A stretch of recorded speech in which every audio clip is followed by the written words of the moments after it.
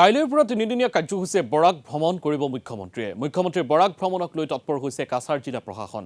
ৰাজপথত গাঁত বিচাৰি অভিযানত নামিল প্ৰশাসন।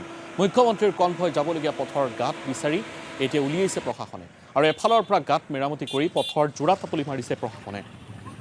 শিলচৰ মণিপুৰ সংযোগী ঘাইপথৰ গাঁত মেৰামতিত প্ৰশাসনক বাধা প্ৰদান ৰাইজৰ অভিযোগ, দীৰ্ঘদিনৰ পৰাই জৰাজীৰ্ণ হৈ আছে এই পথছোৱা। কেৱল মুখ্যমন্ত্ৰীৰ আগমনৰ বাবেহে পথ মেৰামতি কিয়? এই প্ৰশ্ন স্থানীয় ৰাইজৰ। শীঘ্ৰে পথছোৱা স্থায়ীভাৱে মেৰামতি কৰাৰ দাবী উত্থাপন কৰিছে ৰাইজে।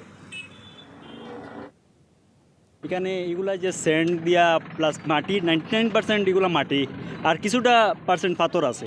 এটা তো একদিন পরে আজকের রাত্রে যাইব, বৃষ্টি হইব, কালকে সেম গাতা প্লাস এগুলা যেটা যে দেওয়া পুরা একদম গাতা হয়ে যাব। মানে কতটা অ্যাক্সিডেন্ট হয় ডেইলি আমরা সামনে।